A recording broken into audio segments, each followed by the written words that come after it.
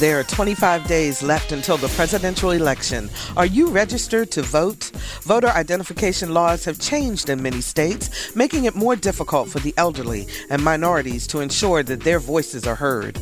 Up next on Another View, the history behind voter ID laws, where we stand today, and critical information you need to know to vote in Virginia. My guests, political science professor Carol Pretlow and voter ID outreach consultant Gaylene Kanoyton. We're talking about your vote right after this news from NPR.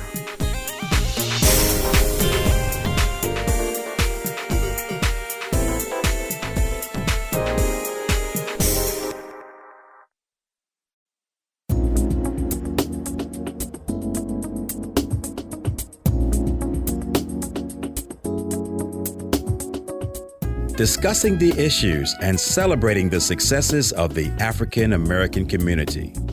This is Another View.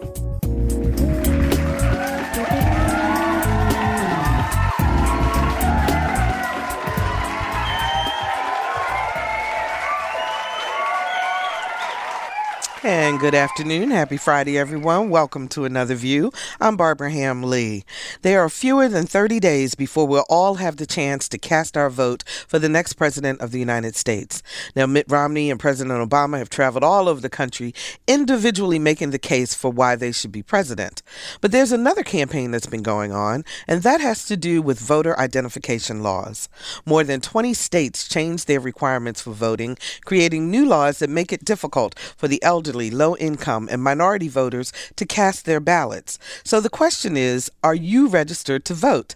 My guests today have some insight. Please welcome Carol Pretlow, political science professor with Norfolk State University and a regular contributor to the Another View Roundtable. Hi, Carol. Hi. So glad to have you today. Glad to be here.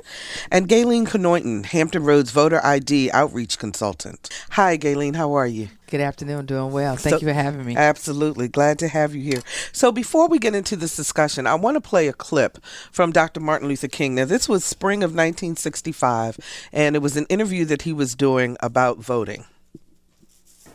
This county, which happens to be Dallas County, has some 15,000 Negroes of voting age, and yet only 300 or so are registered. On the other hand, there are some 14,000 whites of voting age, and more than 9,000 whites are registered. And there is glaring and notorious discrimination against Negroes. That is a pattern against allowing Negroes to become registered voters. And we know that as long as the Negro in this county, as well as over other sections of the state, can't vote, then many of the other conditions that exist will continue to exist. So, Carol, that was 1965. Does it kind of sound a little bit the same in 2012? You know, it's interesting because the other day at Norfolk State, we had a panel on voter suppression. And I sat there and I felt like it was a deja vu moment. Because back when I was a child, I walked around with people who were paying poll taxes and collecting poll taxes. And I tried to put this in the context of what is happening today. And I think this is what is so often missing. It's not just the law itself. It's the pattern, the intent, and the effect. Now, when you say, well, we didn't intend to discriminate, and you go back to the analysis of, well, how many people actually have committed fraud? And if that is negligible, then why do you have the law? Then, of course, you're looking at the effect. Okay, you're going to have a voter ID law. Well, who is it going to affect? And what is the percentage of the people who are African American, maybe women, maybe the elderly, maybe disabled people? You want to know how this is going to impact them as well, and students as well. So it's a pattern. And then for me, I thought, wait a minute, I thought we had already fought this battle in 65 with the Civil Rights Act and with the Voting Rights Act in 64 and 65. Why are we going back to a situation that should not be occurring? Now, we've had more than 20 states enact legislation or in the process of some sort of court battle about changes to the voter ID law. So can you give us kind of a snapshot of what kinds of changes have been made? Okay, well, here we go. We went from the poll tax, which we all know was an oppressive situation for minorities, and particularly for people who were struggling out of poverty. Then you go to the fact that, okay, what kind of voter ID are you talking about? If you're talking about a birth certificate, then you're looking at the percentage of people who may be elderly and who might not even know where their birth certificate is. Then you say, well, they can go to a motor vehicle place and get this ID. So the whole, let me just stop you just for a second. The whole idea, though, is that states are changing whether or not you have to have a government issued photo ID, or whether you have to have a government issued ID of some sort, or some other change in the way that you're allowed to vote. Exactly. Correct? Okay. And those changes have had an impact, or do have an impact, on certain sections of the community. Now, I could see changes being made if you could look at a state like Virginia, North Carolina, Florida, and say, oh, we have experienced 75% of a rate of 75% fraud. But if you say, well, only less than 1% fraud has been indicated, why are you making these changes, and why have you not done the research on who it would affect and why and how it would be interpreted? Yeah.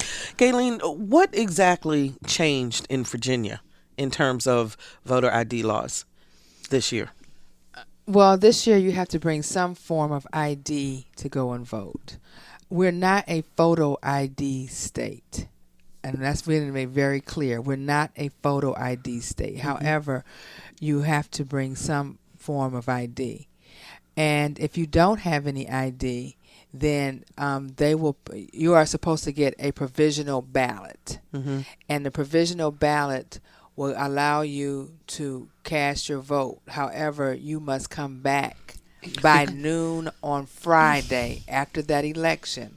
That's 2.5 days, noon on Friday, and present some form of ID. So the provisional ballot that you cast will not count if you do not come back with some form of ID. Exactly. Now, in the past, you needed to have ID or not, and you were still allowed to vote. You were still allowed to vote, and you were cast a provisional ballot at the time, and then all the business was done at the registrar's office in the past. Okay.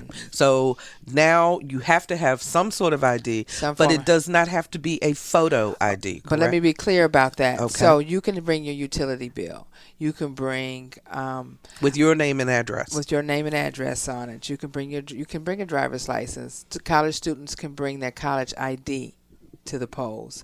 However, if you mailed your voter registration to register to vote, if you did it online or you mailed it and you didn't submit any ID with it, then you have to bring a photo ID. Those are the only 2 times that you have to do it, because many people went online and registered to vote. Exactly. And so when they go to vote, they have to have a photo ID. Wow, I had no idea. Yes, really? Yes, because it's all kinds of different online campaigns. People mailed it in.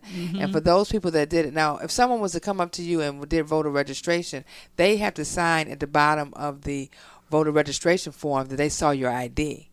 So you are that person. But if you mailed it or if you did it online and you go to vote for the first time, you have to show a photo ID. Other than that, you don't. Students have to have some, and on student ID cards, their photo is there anyway. But it's students who live here during the school year, they can vote with their photo ID, with their student ID, which 9 times out of 10 have a photo on it. But they can use that because but it has to be a local school ID. It can't be an out-of-state school ID. Okay, so if they are living here but they go to school in North Carolina, for example, and they have a North Carolina ID, that will not suffice as a school ID. Exactly. Okay. They need to have a utility bill or some other form of ID. They need to have You can even bring your concealed weapons. I mean, to use the vote. I mean, there's all kinds of different forms of ID. Concealed weapons ID permit. Okay, okay. A concealed weapons permit. I was going to say, don't bring the concealed weapon. Don't bring the concealed weapon, but you can bring a concealed handgun permit. And then you can bring any type of utility bill, government check, or paycheck that shows the current name and address of the voter. Okay. Now, Carol, some people say, you know what? Why are y'all making a big deal out of this? Everybody has an ID, so what's the problem? Well, there are lots of problems. First of all, everybody doesn't have an ID. When you look at the elderly population, people, and I hate to class myself in the elderly part, but 66 on, you might not have an ID. And so then you are faced with getting an ID. Even the fact that you can vote provisionally puts a time constraint on you. Let me hurry up and do this, and that may be inconvenient. If you're disabled, going to get an ID is, people say, well, we have public transportation. If they can't drive, they can take light rail or whatever. That it may be a long way from the place that you depart. So there are these things. And then, of course, there's also the fact that we assume that people have access to TV, to radio, to the internet. You can't assume that. Some people just are very insular. They are very much a part of their own small nuclear community, and they might not know the procedure, and they may be somewhat intimidated by going to a governmental office. So there are all kinds of ramifications there. And it does really disenfranchise certain groups within the society. Yeah. And I mean, even the fact that there is fear, and you said, well, there's no reason for you to be afraid or nervous about it. You think about this, and this is in the sense of historic memory. People, you can say, well, it didn't happen in my lifetime, but sometimes in the back of your mind, and you have heard the stories of your parents or your grandparents or the people in your family, you're a little intimidated about the whole process. And this just adds another layer to it. Yeah.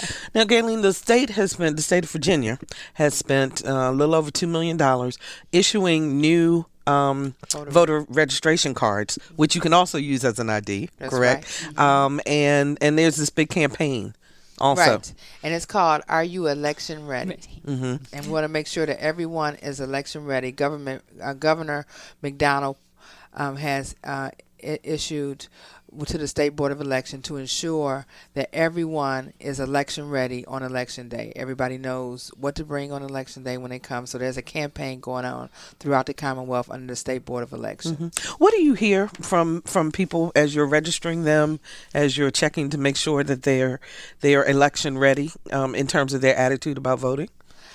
I think everybody what I'm hearing is that people want to be sure that they know what the correct procedures are. We have partnered with the NAACP. They have This Is My Vote campaign that they're doing. And so we partner with them. So they do the voter registration, and we're doing the voter ID education part of it. And for the most part, people want to know, what do I need to make sure that they have everything that they need. And the biggest concern is to make sure that everyone know what's available to them and what they need to bring. I mean, that's the biggest part of it. I'm still, I think some of us still are nervous. Now, I have voted in Norfolk for about 10 years, but when I go, I have my Social Security card, I have my visa, my passport, I have my employee ID. I'm like, just in case, and my utility bill, and the names of 3 attorneys, just in case. I mean, I'm paranoid. I was like, just in case, I want to be protected here. So I think there's that kind of fear that what could go wrong might go wrong. And so you want to and this is the reason why you have so many different forms of ID that you can bring, and as you stated, the voter registration card, your Social Security card, your utility bill. I want to go back to that point, though, that you made a little while ago, because, for example, as you were saying, you're working with the NAACP to register people. Okay, so when they get registered, then they pretty much think, okay, I'm done. I can now go to the poll and vote. And that's not the case. And this is the reason why we've partnered with the NAACP on this particular issue, is because we wanted to make sure that once a person registers to vote, they know what they need to bring to the polls on Election Day on November the 6th. Now, Carol, other states, for example, I was listening to a while ago because in Pennsylvania, it's actually gone to court about the fact that they wanted government issued photo IDs. And one of the things that I found amusing was that the justices who were listening to the case realized that if under that law, if it were to remain, that they could not use their IDs identifying them as judges to vote. It's a little ironic, don't you think? I think it's very ironic, and I think that one of the difficulties, not just with Pennsylvania, but with any judicial system, is you look at the politics behind the judicial system. Who put those judges in office, and are they at all, now they're supposedly non-biased, objective, looking at information. But I guess I'm a resident cynic, because I'm like, okay, what administration were these judges appointed under, and how long have they been on the bench, and what were their experiences in terms of interpreting the law? And that's true, but unfortunately, I guess their IDs didn't have photos because they wouldn't be able to use them. Yeah, but but my other question is, a lot of the states that have made these changes to the voter ID laws are Republican-run states at this point. Now, there are some who claim that this is a ploy by Republicans to keep people who would tend to vote Democrat away from the polls.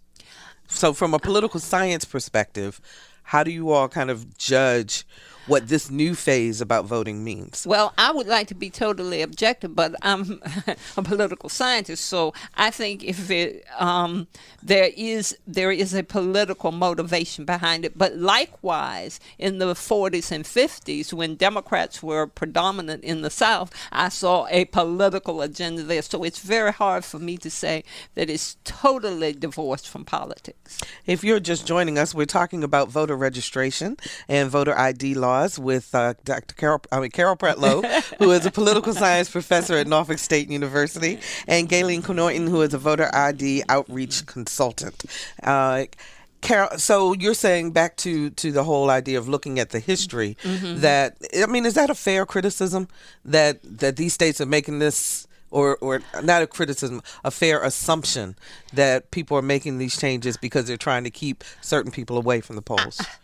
I would like to say it's not, but I think based on our historic experience and our opportunities to look at how politics plays itself out, that it is very likely a part of that. Now, if there were a group that did not feel particularly threatened, then what would be the rationale for doing this? Why not keep things as they are? I mean, and I even go back to the situation few years ago when we were looking at Florida and the floating chads. Again, I'm like, what communities were these in? How many people were affected? And the fact that this whole situation got to the Supreme Court. And when you look at that, you say, okay, let's look at the political motivations behind it. Yeah. So as you follow other states, Gaylene, because I know that you're actively involved in the political process, what do you find, or what are people talking about in terms of their ability to be able to vote? Are we just making it too difficult for people at this point? I think that everyone is just trying to find out exactly what the laws are and trying to find out exactly what they need to have at this point, because I mean, the election November 6th is right around the corner, and so at the stage that we're in right now, everyone just want to know, what do we need to do so we can go ahead and cast our vote on November the 6th. And that's what it is right now. And then afterwards, whatever happens after November 6th, it will happen. But right now, everyone is trying to find out, what are the dates that I need to register, which in Virginia is by October the 15th. That's right. So 3 days from today, if you have not registered to Right. vote, then you are out of luck for this election coming up. That's correct? exactly right. Okay. Is there a time frame like midnight or, I mean, what does October 15th mean? Does that mean by midnight? Does that mean you have to get online and do Has to something be by a in certain by time? October the 15th. Okay, so it Bottom just has line. to It be into the postmarked. office. I mean, it has to be into that office by October the 15th. Okay. And so I tell everyone to go to your registrar office and fill out your voter registration form there. Okay. I mean, that's so the at this, best bet. At this late date, you really need to go and physically show yourself. And if you have a name change, or change of address, you have until October the 15th to get that done too. So any status change, you have till October the 15th if you want to vote on November the 6th. So if you've gotten married recently, for Right. example, and you have a new last name, Right. then you have to go in and re-register. Exactly. Anything in your status is changed, you need to do it by. It's not really so much re-register. You just do a change of address, change of a name, or whatever. You have to do it by October 15th. Now, also, you have absentee voting. Mm-hmm. And we're not an early voting state, but we're an absentee voting state, which means that there's 17 reasons that you can go into a registrar office and say, I want to exercise my right to vote absentee.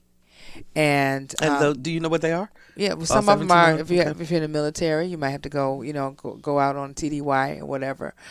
Travel, your job might send you somewhere. I mean, send you out of town, or it's 17 reasons why that you can go in and exercise your right to go ahead and cast your absentee voting. You have the Tuesday prior to election, to do it by mail. But you can do it in person. You can vote absentee in person up to November the 3rd, and that's on a Saturday. All of your registrar's office in your locality will be open every Saturday. They open every day and on Saturday. So, where are they normally located? I mean, are they like at a city hall, or are they? Not some may be in the city hall. Some are in different other office buildings. So you can go to the website of your city. You can go online. You can call information, and they can tell you where your local registrar office is. And so, and your local registrar's office is for your city, not Right. necessarily for the voting district that you live in. No, your city. Every city has a registrar office. And every city, and that's not tied to your precinct that you go vote in. You have one registrar office, and that's where you need to go to. And if you have any questions, and let me just say this: information is powerful, and there's a lot of rumors out here on voter ID. And so right now, whatever the reasons were for voter ID, we're at the information stage right now to make sure we have the correct information. And don't pay attention to any rumors. You can go to www.sbe.virginiaspelledout.gov, and SBE is State Board of Elections. So www.sbe.virginiaspelledout.gov, and that website has all the information that you need. Or you can call your local registrar office, and they can give you the information. If you get any robocalls, if you see anything at the polls, just call your registrar office or get in contact with the State Board of Elections and let them know. Especially if you're getting calls or flyers or anything of concern, make sure you let somebody know. Okay. Now, will local registrars know also about the laws in other states? And the reason I'm asking that question, I apologize to our North Carolina listeners. We did have a guest prepared to talk about North Carolina laws, but he was unable to make it at the last minute. So if for example, someone happened to be in Virginia, could they go to that registrar's office to find out information about their home state?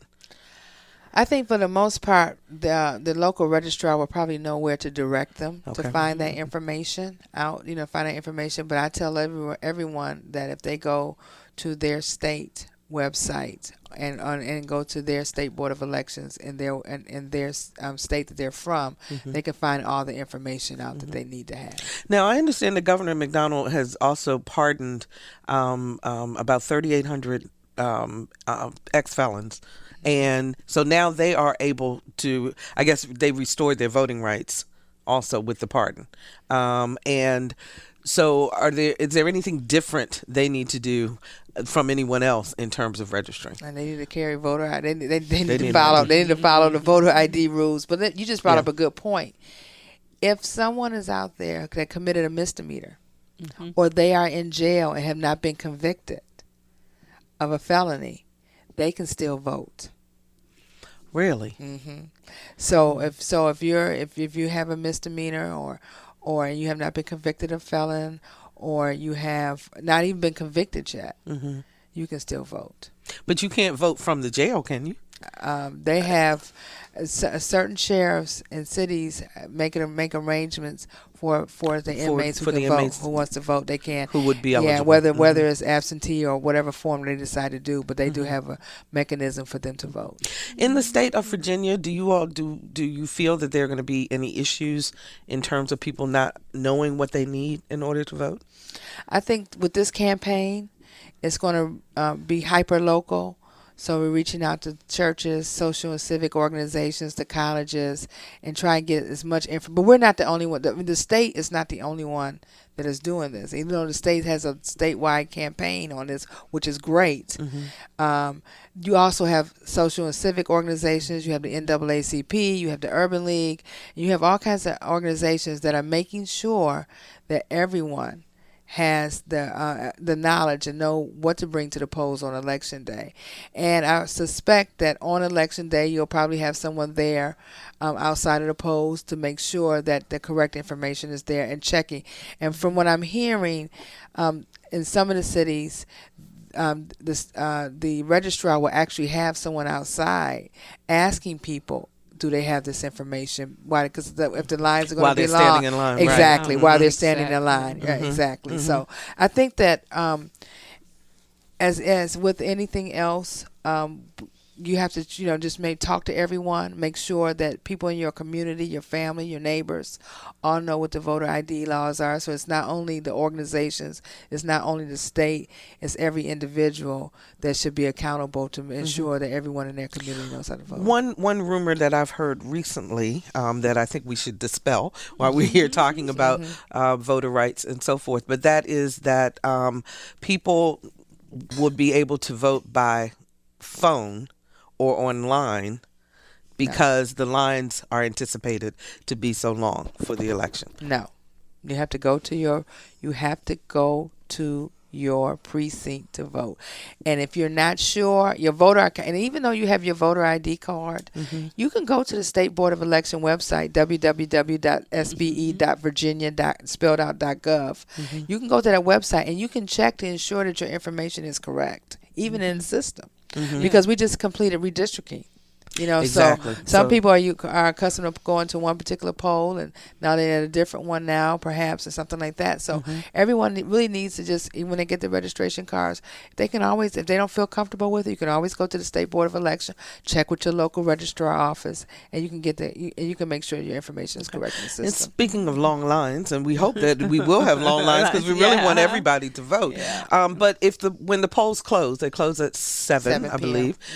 If you're still in line, can you still vote? Yes. If you are still in line at 7 p.m., you can still vote. So that means that at some point, though, they do a cutoff, so you can't scurry in at 7:05. Can't cut line. No, can't cut a line. No, we're telling everyone really, voting is a right. It's our right, and it's not a privilege. So, therefore, everyone should exercise their right, no matter who they vote for or what party. Yeah. We're not identified by party in the state of Virginia. Exactly. So that's another rumor that you'll see, that you have to vote only all the way down one side or the other side. That's another voting block. So you are allowed to vote for whomever you want to exactly. vote for. But North Carolina is a little bit different. This is in Virginia that we're speaking about here. Right. So, but let me just say this: it's just that. So there's a lot of rumors that are out here. And everyone should be registered to vote. Note that if they can't vote on November 6th, vote absentee. Exercise that right. Make sure that they can't bring the correct ID with them when they go to vote. Let's talk about the military for a minute. Should military, first of all, if you're stationed here and you live here in Virginia, then you're allowed to vote here in Virginia? Correct. Okay, so you don't have to get an absentee ballot to go to mail back to your home state. No, you should be able to vote here because you live here.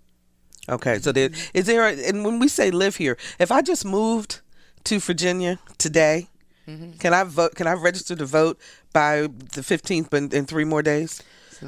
As long as you have your ID showing that you live, that you show that when you go to register to vote, that you have some form of ID saying that you live at that address. Yes, then you can go ahead and register. So there's no residency it's no waiting or anything like that. No vacancy. Okay, all right. Carol, as we look at the right that we all have to vote, do you ever foresee a time where people won't use voter laws, however way we're allowed to vote, to not be an issue?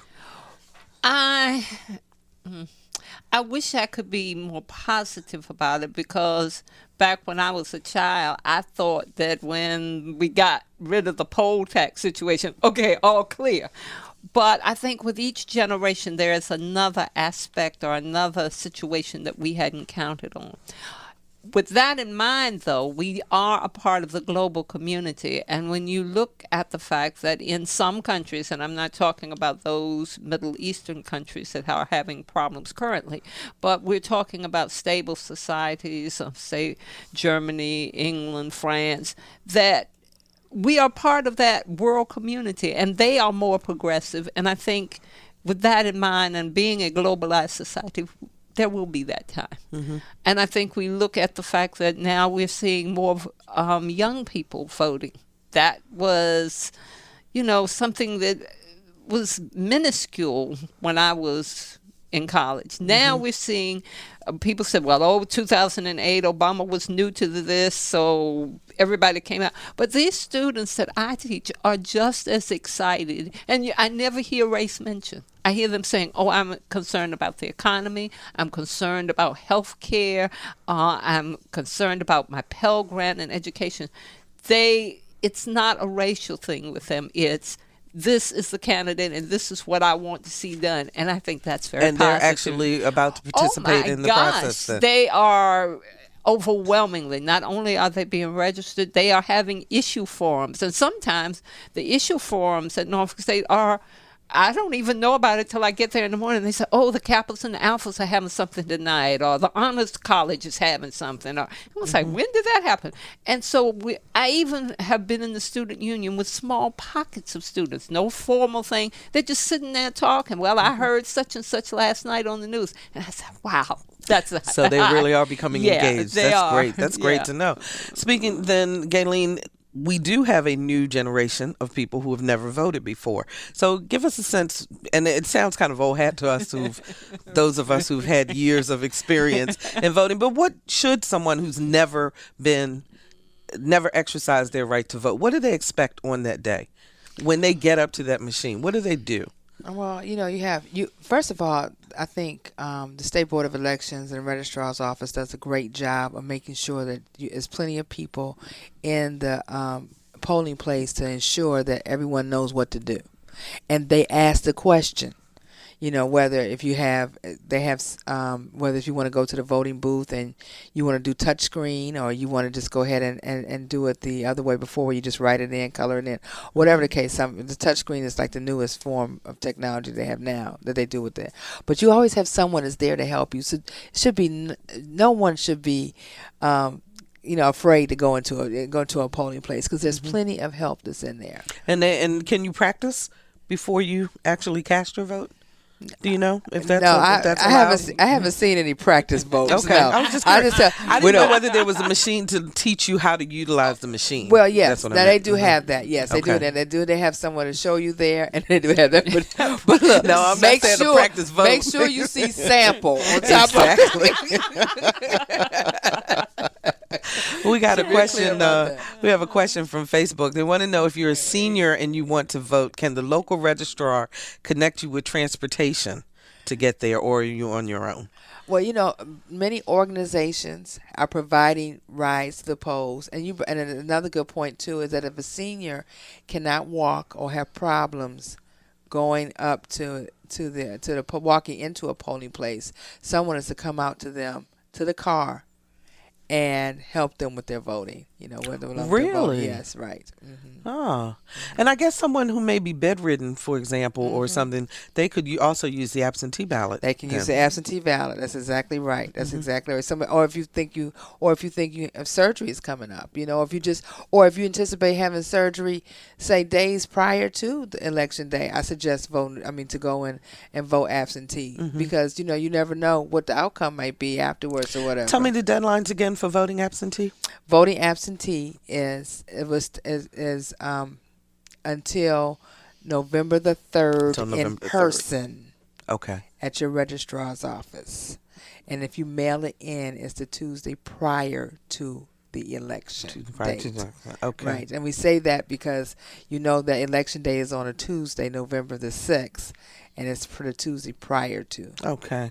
All right. Another Facebook question is, what happens if you see something shady or strange, as they put it? Who do you report that to if you're at the at your polling place and you see something that doesn't look right? You should report it to inside of. They'll have attorneys that'll be inside.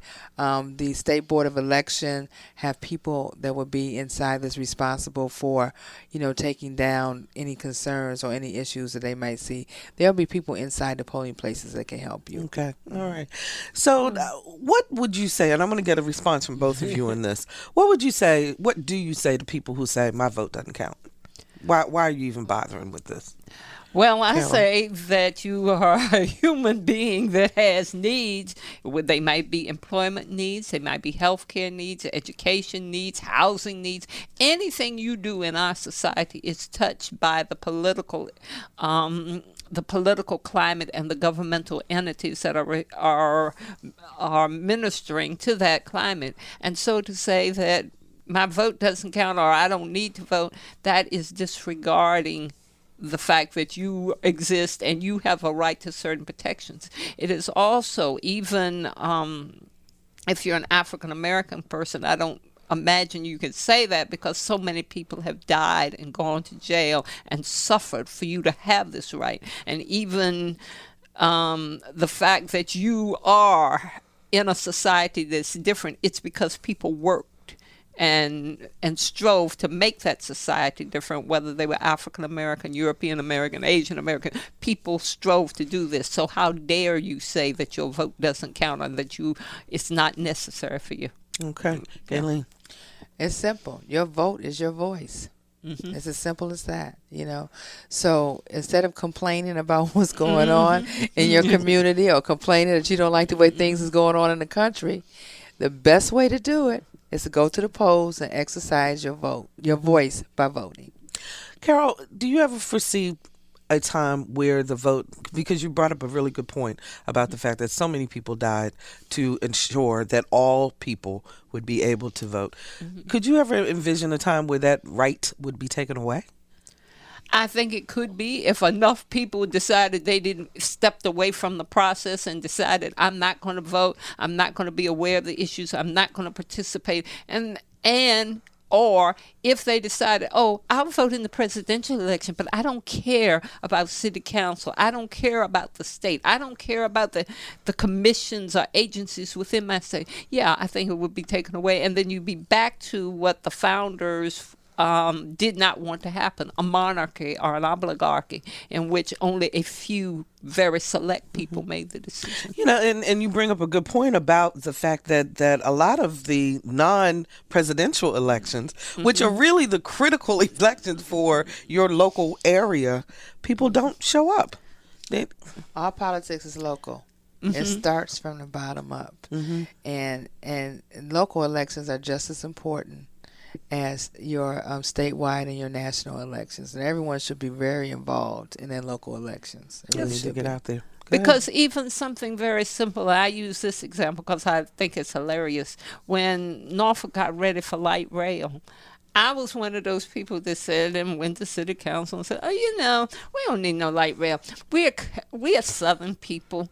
We're slow. We need our interstates. That's for New Yorkers. Now, light rail for me, I'm on there every morning. I'm on there in the evening. And I get teased by my students. Yeah, you would have won if you'd been on city council. We'd be in trouble. I said, yeah, this is great. I just can't wait. You know, I'm amazed. Oh, also MacArthur Mall Island. We don't need no big mall. Guess what? Thank God there were people who outvoted me and said this. But the point is that people participated in the process. Yeah. Absolutely. And that's right. And the other thing is that, you know, they always say the squeaky wheel gets the grease. So the most people who come, they say, well, some people will say, well, if I speak up, it's not going to make a difference. But it really does make a difference if you want to speak up. Another Facebook question. People last time in 2008 weren't allowed to wear T-shirts or huge buttons, for a certain candidate and so forth. Is there certain clothing that you should leave in your closet before you come to vote? No, you can now wear your campaign candidates' buttons, T-shirts, hats, or whatever in to go and vote, yes. Really? Mm-hmm. So you can, that's it. See, I learn something new every day. You can.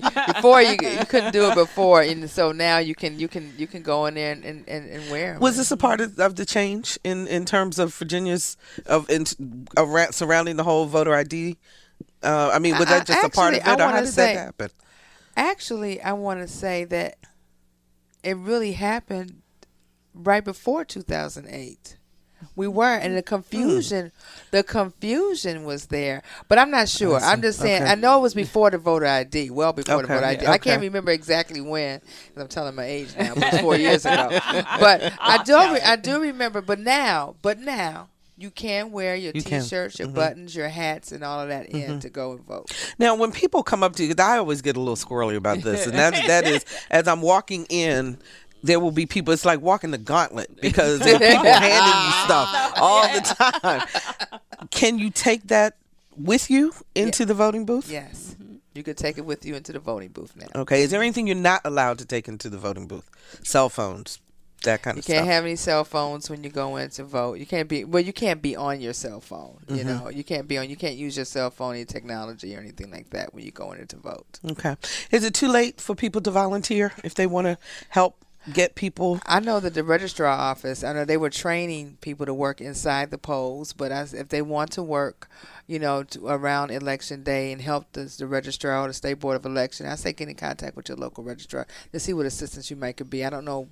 Every city is different, but I say get in contact. And then, of course, you have your campaigns, too, and so they're always looking for volunteers. So whomever you're supporting, you can always go and, support that as well and be a volunteer. Do you see more enthusiasm from young people as you go around the state and as you work with registered people? I do. I see enthusiasm, period. I see more people in tune with our issues. I grew up in the 60s too, so I understand.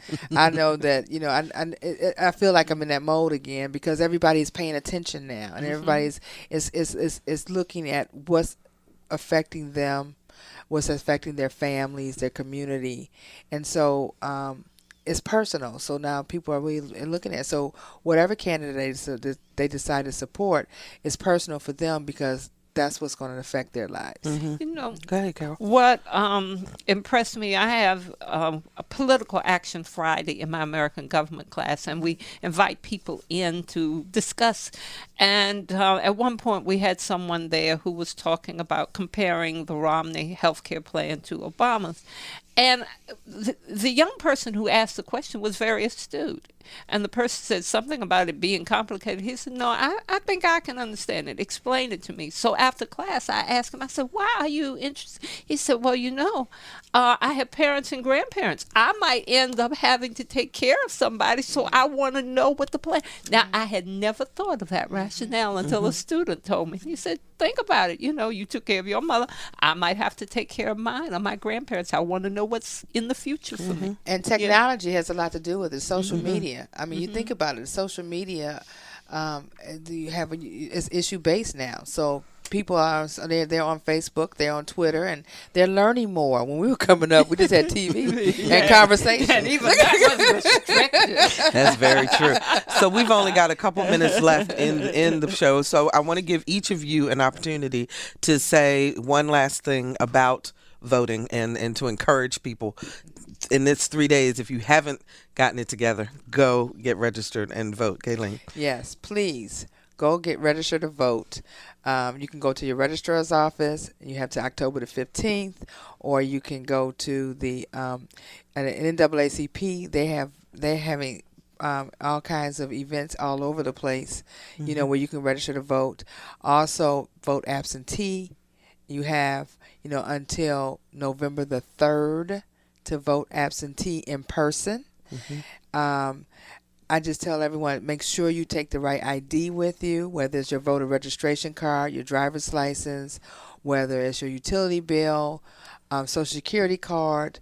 Make sure you know what the forms of ID. And please let your family, friends, neighbors, organizations, church also know what it is as well. Okay, that's Gaylene Kanoyton, Hampton Roads Voter ID Outreach Consultant. Thank you so much for being with us. Carol, you got 10 seconds. Okay. Learn, educate yourself, participate, vote. Fantastic. Carol Pretlow, Political Science Professor from Norfolk State University. Thank you, ladies, so much for being with me today, and we'll be right back.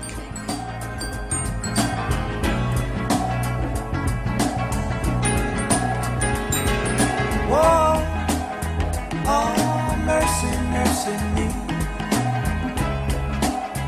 All things ain't what they used to be now. Where did all the blue skies go? Poison is the wind that blows from the north and south and east. Oh, mercy, mercy me. All things ain't what they used to be now. Welcome back. He's only 10 years old, but as long as we've known him, Malik Hawkins has always known what he's wanted and prepared for his big break. That opportunity came this summer when the Chesapeake native found himself co-starring in a major motion picture. The film, which should hit theaters in the spring of 2013, is called Troop 491, The Adventures of Muddy Lions. Our Lisa Godley talked to Malik about his character, the storyline, and being part of such an amazing cast. Dreams do come true, and it starts with me and you. Do you dream? Do you have dreams? I have a dream of making it to the big screen.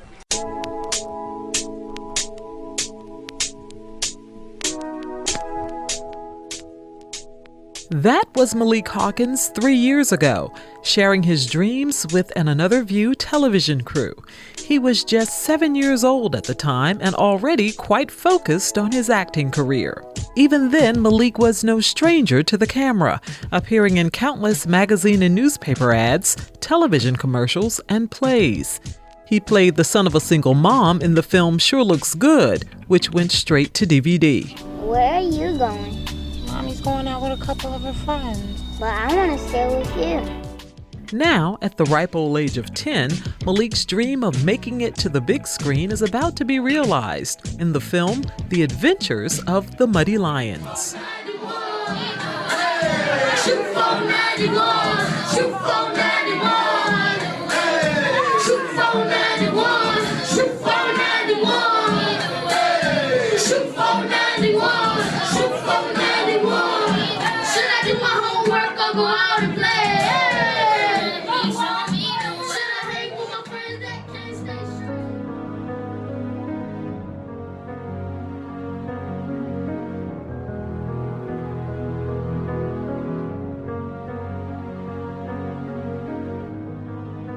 Now tell me a little bit about the storyline in this film. What's it all about? There's a kid named Tristan, and he was raised in a bad neighborhood, and he has friends that do the wrong thing. So his mom signs him up for the Boy Scouts. He doesn't want to do it, but she thinks it'll be great for him and he can get some good life skills. So he joins the Boy Scouts, and when he's first joining the Boy Scouts, he goes with his friends from the hood, and he sees someone get murdered, and he doesn't know if he should follow the code of the streets and not tell anyone, or if he follow the code of the Boy Scouts and tell the police. Acclaimed actor Tim Reed is the film's producer. The Adventures of the Muddy Lions was filmed in Richmond, Virginia this past summer. Malik describes working with Tim Reed as well as the other actors on the set in one word: great. It was fun, but we had long, hard days, 12-hour days most of the time. And like, I came back home for one weekend, and because we've been doing so much on set, I actually was super bored back home. Tell me a little bit about your character. Now, you have a co-starring role in this movie. I am the main character, well, one of the main character's best friends on the good side. Well, he has bad friends and good friends, so I'm one of his good friends. We're in the same patrol group in Troop 491 called the Muddy Lions. We come up with that name because one day we sneak off because we don't want to eat breakfast because they can't cook. And so we sneak off and we end up falling in some mud. The crew made fake mud and we got to film in the mud. The film's director and writer is Prahim, who describes Malik as a very interesting kid, a child who is not only talented, but one who has the charisma of someone much older and wiser. Prahim says at 10 years old, Malik was the youngest on the set, but you'd never know it. Malik's maturity is obvious in his answers. Just listen to his words of advice to other kids interested in pursuing a career on the big screen. You have to work hard, and if that's your passion, you have to pursue it. The Adventures of the Muddy Lions is currently in editing and will be for several months, but should hit theaters in 2013. Prahim says he wants it shown in as many theaters as possible nationally, and then he wants to take it overseas, possibly Africa, since the film focuses on Black youth.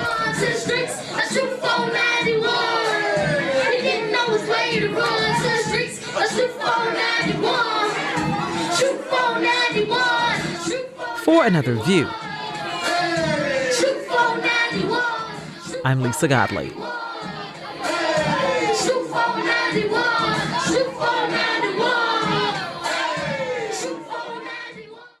Time now for things to view and do in Hampton Roads.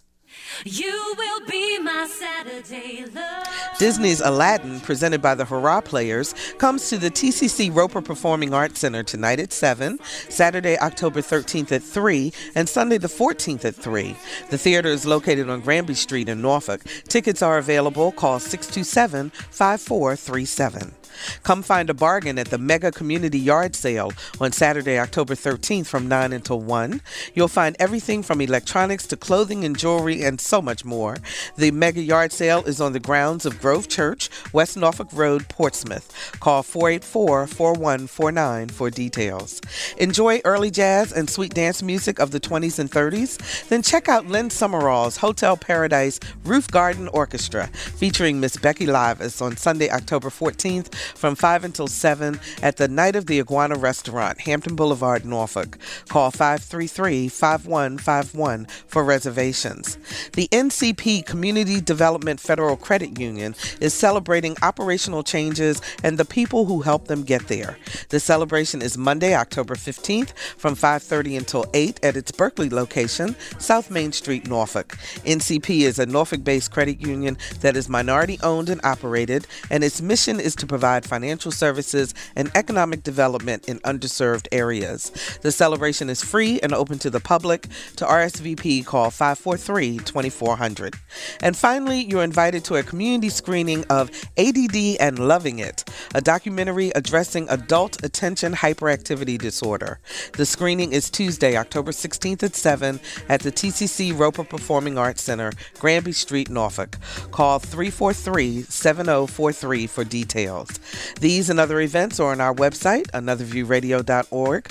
On our site, you can also sign up for our eView newsletter, a once-a-week reminder of upcoming shows, and you can download previous Another View episodes. Come check us out at anotherviewradio.org. And a programming note, be sure to tune in tonight at 7 for a debate between Paul Hirschbiel and Scott Ridgel, both candidates for the 2nd Congressional District, which covers all of Virginia Beach, plus parts of Norfolk, Hampton, and the Eastern Shore. The debate is brought to you by WHRO and the League of Women Voters, Southampton Roads, and will be moderated by our very own Kathy Lewis. That's tonight at 7 on TV 15. Next week, the Another View Roundtable is back. Need I say more? For producer Lisa Godley and audio engineer Perry Smith, I'm Barbara Ham Lee. Let's get together again next Friday at noon for Another View.